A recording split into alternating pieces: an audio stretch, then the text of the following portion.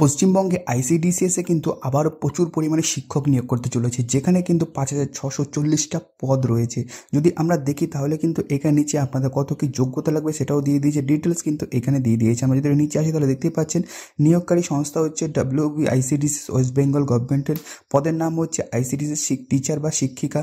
চাকরির ধরন হচ্ছে চুক্তিভিত্তিক, কিন্তু আপনাদের এখানে নিয়োগ করে নেওয়া হবে।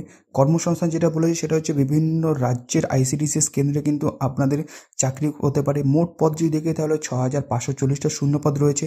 আবেদন পদ্ধতি আপনাকে অফলাইনে CDPOর মাধ্যমে অফিসে গিয়ে জমা করতে হবে। শিক্ষাগত যোগ্যতা মাধ্যমিক উচ্চ মাধ্যমিক পাস হলে আপনি আবেদন করতে পারবেন।